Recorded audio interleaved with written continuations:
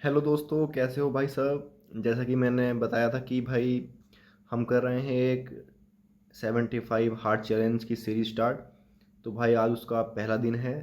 तो जो भी नए दोस्त जुड़ेंगे या इस वीडियो को देखेंगे वो चैनल को सब्सक्राइब करके ज़रूर रखना, क्योंकि जो भी नई वीडियो डेली मैं डालूँगा टारगेट की, वो तभी मिलेगी तुम्हें जब तुम सब्सक्राइब करके रखोगे। ठीक है दोस्तों।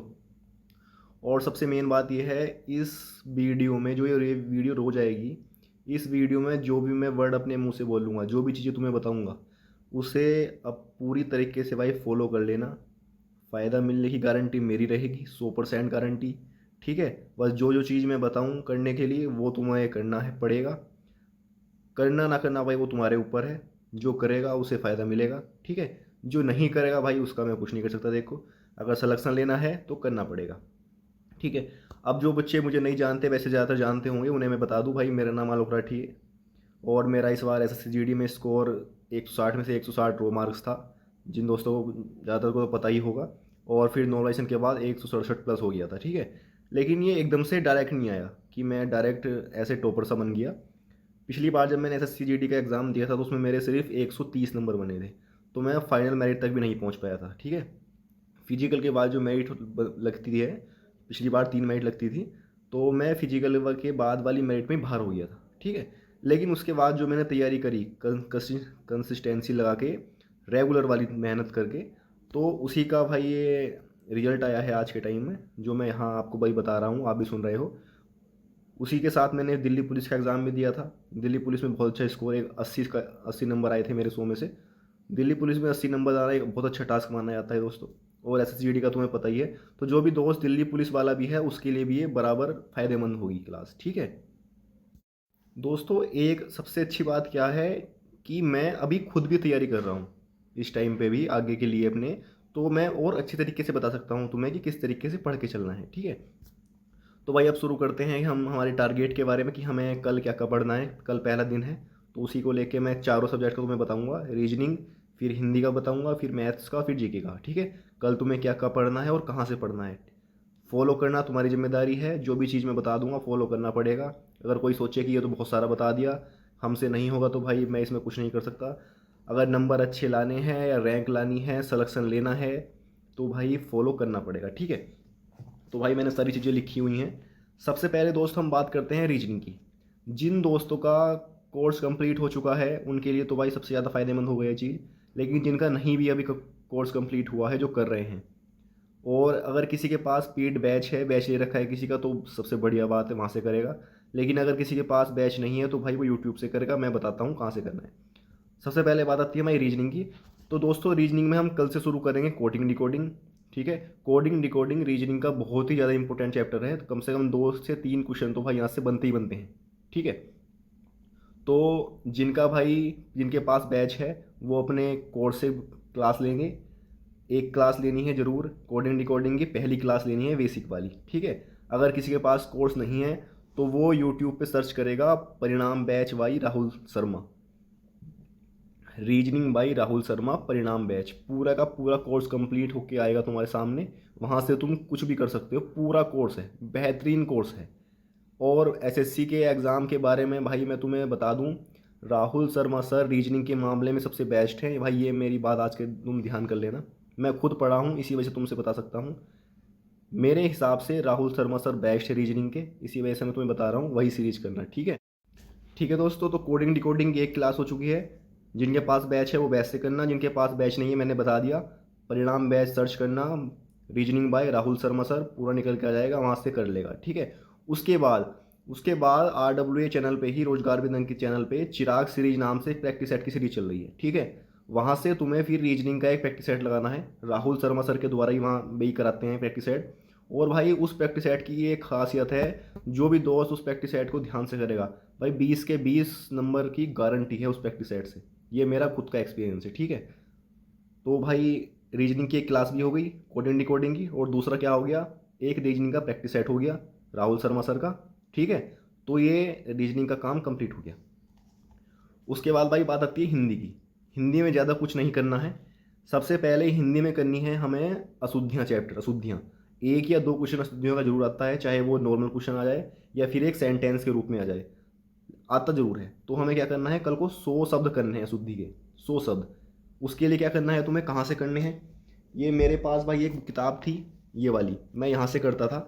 अब जिनके पास भाई और कोई सी बुक है तो वहाँ से कर लेना, मैं ऐसा नहीं कहूँगा कि तुम यहीं से करने, क्योंकि मैं भाई इनका कोई प्रचार करने वाला तो हूँ नहीं, लेकिन जो चीज़ें मैंने मुझे पता है मैं सिर्फ वही बताता हूँ, ठीक है। तो तुम इस किताब से कर लेना, 100 शुद्धि करनी है पूरी। तुम्हारे पास कोई और किताब है तो वहाँ से कर लेना, चीज़ें सब में एक सी होती हैं, ठीक है। उसके बाद तुम्हारे पास 100 अशुद्धि हो गई, कर ली तुमने। उसके बाद RWA चैनल पे ही नीरज सर हैं, हिंदी पढ़ाते हैं, तो वे चिराग सीरीज नाम से जो सीरीज चल रही है वहीं से, जैसे मैंने रीजनिंग का बताया, वहीं से तुम्हें एक हिंदी का प्रैक्टिस सेट करना है। वहाँ पे तुम्हें पूरे 20 क्वेश्चन कराएंगे, और भाई बहुत अच्छा कराते हैं प्रैक्टिस के हिसाब से, डायरेक्ट क्वेश्चन फंसते हैं एग्जाम में, ये भाई मेरा एक्सपीरियंस है खुद का। तो ये 100 अशुद्धियाँ हो गई हिंदी में, इस किताब से कर लेना, किताब किसी के पास नहीं है तो मंगा लो भाई। और ये एक प्रैक्टिस सेट हो गया हिंदी का, ठीक है। तो दोस्तों ये हिंदी का कंप्लीट हो गया कल के लिए, 100 अशुद्धियाँ और एक प्रैक्टिस सेट हिंदी का, नीरज सर वाला, नीरज शर्मा सर कराते हैं, ठीक है। उसके बाद दोस्तों हम आते हैं मैथ्स पे। तो मैथ में हमें क्या करना है, कल को हम शुरू करेंगे परसेंटेज। अगर कोई पूछे मैथ का सबसे इंपॉर्टेंट चैप्टर कौन सा है पूरे एग्जाम में, तो उसे वो है परसेंटेज का। 2 से 3 क्वेश्चन 100% आएंगे, 100% आने हैं, ठीक है। तो हम क्या करेंगे, कल को परसेंटेज की एक क्लास करेंगे, 4 से 5 क्लास होती है परसेंटेज चैप्टर में। तुम्हारे पास कोर्स है पेड तो वहाँ से करनी है। जिसके पास बैच नहीं है खरीदा हुआ, उसे क्या करना है, यूट्यूब पे सर्च करना है परिणाम batch maths by Rahul Tewatia sir, ठीक है। पूरे का पूरा कंप्लीट कोर्स निकल के आएगा। मैं इसलिए बता रहा हूँ क्योंकि मैं खुद वहाँ से पढ़ा हूँ दिल्ली पुलिस के लिए, बहुत ही बेस्ट बैच बना रखा है, बहुत ही अच्छे तरीके से पढ़ाया था सर ने, ठीक है। तो अगर किसी के पास पेड है, किसी ने खरीद रखा है तो वहाँ से कर लेना, कहीं से भी किसी का भी खरीद रखा है, नहीं है तो मैंने यूट्यूब से बता दिया परिणाम batch by Rahul Tewatia sir, वहाँ से तुम्हें एक क्लास करनी है। क्लास हो गई। उसके बाद हम आते हैं प्रैक्टिस सेट पे, वही चिराग सीरीज चल रही है यूट्यूब पे, वहाँ से प्रैक्टिस सेट कराते हैं हमारे दीपक भाटी सर, ठीक है। तो वहाँ से तुम्हें प्रैक्टिस सेट करना है। प्रैक्टिस सेट सबसे ज़रूरी चीज़ है, ये बात ध्यान कर लेना। तुम कुछ भी पढ़ते रहना, अगर तुम प्रैक्टिस सेट नहीं लगा रहे हो तो भाई बहुत दिक्कत आने वाली है। सबसे जो इम्पोर्टेंट चीज़ है वो प्रैक्टिस सेट है, तो प्रैक्टिस सेट ज़रूर लगाना है, ठीक है। और जिन्होंने कोर्स कंप्लीट कर रखा है उनके लिए तो सबसे ज़्यादा जो फ़ायदे की चीज़ इस टाइम पे होगी वो सिर्फ प्रैक्टिस सेट होगा। अब मैं बताऊँ तुम्हें प्रैक्टिस सेट कैसे करना है, टाइम कैसे बचाना है मैथ में।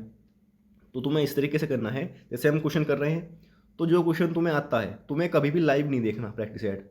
कोई भी क्लास तुम्हें कभी भी लाइव नहीं देखनी है। मैंने आज तक एक भी क्लास अपनी पूरी जब से मैं पढ़ना शुरू करा हूँ, मैंने एक भी क्लास कभी भी लाइव नहीं देखी, क्योंकि लाइव में टाइम ज़्यादा ख़राब होता है, ठीक है। लेकिन बाद में देखनी है जब खत्म। मैं हमेशा ही क्लास क्लास ख़त्म होने के बाद देखता था। क्यों देखता था, क्योंकि जो क्वेश्चन मुझे आते थे मैं उसे स्पीड से निकाल देता था आगे को, 2x में करके देख लेता। जो क्वेश्चन मुझे नहीं आता था या मुझे लगता था कि ये इंपॉर्टेंट है या मुझसे मेरे समझ में नहीं आ रहा, तो वहाँ मैं उसे स्लो करता था नॉर्मल स्पीड पे और उसे वहाँ से नॉर्मल करके देख लेता था। लेकिन जो क्वेश्चन हमें आता है उसे जल्दी जल्दी स्किप करना है, मतलब स्पीड से देखना है उसे, क्योंकि वो तो हमें आता है, तो हमें वहाँ पे टाइम ख़राब नहीं करना अपना, ठीक है। तो इस तरीके से अपना टाइम बचाना है।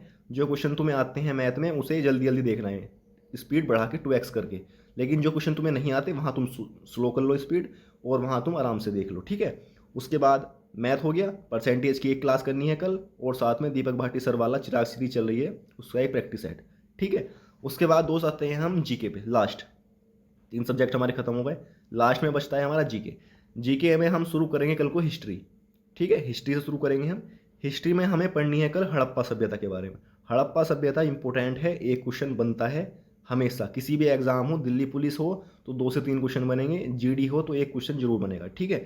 तो हिस्ट्री में हमें क्या पढ़ना है, हड़प्पा सभ्यता, ठीक है। उसके बाद जीके में हिस्ट्री में ये हो गया। उसके बाद क्या करना है, शाम को 3 बजे नवीन भैया का प्रैक्टिस सेट होता है, 3 बजे जीके जीएस का प्रैक्टिस सेट होता है, वो तुम्हें ज़रूर करना है। जीके में कुछ पढ़ो या मत पढ़ो, लेकिन वो प्रैक्टिस सेट तुम्हें ज़रूर लगाना है, ठीक है। ये मतलब ये मान के चलो सबसे ज़रूरी है जीके में, ठीक है भाई। तो तुम्हें एक तो ये जीके में क्या बताया मैंने, हड़प्पा सभ्यता हो गई। उसके बाद नवीन सर वाला 3 बजे का प्रैक्टिस सेट लगाना है। ये सिर्फ 2 चीज़ें करनी है तुम्हें फिलहाल जीके में, रेगुलर करते रहेंगे धीरे धीरे तो सारी चीज़ें, अगर तुम रेगुलर करोगे ना, जब रोज़ थोड़ी थोड़ी करो तो चीज़ें खत्म होती चली जाएंगी जल्दी जल्दी, ठीक है, पता भी नहीं चलेगा तुम्हें। तो भाई ये जीके का हो गया, चारों सब्जेक्ट का वो बता दिया है मैंने कल। तो भाई मैंने कल के लिए सारी चीज़ें बता दी हैं चारों सब्जेक्ट की। ये तुम्हें क्या, जब तुम वीडियो देखोगे ये वाली, तो तुम्हें अपने कॉपी पेन लेके लिख लेनी है सारी चीज़ें जो मैंने बताई हैं। और जब तुम चीज़ें कंप्लीट करते रहो, ऐसे मैंने शुरू में रीजनिंग बताया, तो रीजनिंग जब तुम सारी चीज़ें कंप्लीट कर लोगे तो उस पर टिक लगा देना है कि मैंने ये अभी तक कर लिया, और ये अभी मेरा बाकी है। तो एक पेपर पे लिख लेना है, अपना रोज डेली का टारगेट बना के पेपर पे लिख लेना है, सामने टांगना है अपने, जहाँ तुम पढ़ते हो बैठ के, वहाँ चिपका लिख लेना है दीवार पे। और वहाँ देखते रहना है कि क्या क्या मैंने कंप्लीट कर लिया और क्या क्या भी रह गया। रात होते होते सारी चीज़ें कंप्लीट हो जानी चाहिए, ये तुम्हें खुद से वादा करना है। और अगर तुम रेगुलर करके चलोगे भाई, तो ये मेरी गारंटी है 100% फ़ायदा होगा। बस तुम्हें मेरी चीज़ों बताई हुई चीज़ों को फॉलो करना है। जो मैं बता दूंगा, जो मेरे मुंह से चीज़ निकल जाएगी ना कि हाँ ये तुम्हें करना है, वो तुम्हारा फ़ायदा ही करेगी हमेशा, ठीक है? कभी भी टाइम वेस्ट नहीं करेगी। तो भाई आज की मैंने चीज़ें बता दी हैं, तुम्हें फॉलो करनी है सारी, ये शाम तक कंप्लीट करना है। और कमेंट में अगर तुम्हें कोई ऐसा चीज़ लगे कि हाँ भैया ये भी बता दो, या हमें ये दिक्कत आ रही है अभी, तो अगर कोई दिक्कत आ भी रही होगी तो उसे कुछ दिनों के लिए स्किप करना है, कुछ दिन मेरी चीज़ बताई चीज़ जो भी चलना है, ठीक है? उसके बाद देखते हैं जो भी चीज़ें आ रही होंगी। और भाई अगर और भी कोई दिक्कत है तो कमेंट में ज़रूर बताना, और भाई बताना कि किस तरीके का मेरा प्लान लगा, आगे हम इस तरीके से लेके चलेंगे। ठीक है दोस्तों? तो भाई मिलते हैं नेक्स्ट वीडियो में। टारगेट्स में बने रहना है, जो भी नया दोस्त जुड़ेगा वो भाई फॉलो जरूर करेगा, सब्सक्राइब करेगा चैनल को। और ठीक है भाई दोस्तों, तो भाई मेहनत करते रहो सब। ऑल द बेस्ट सभी को। फौजी बन के रहना है, दिखाना है इस साल, ठीक है?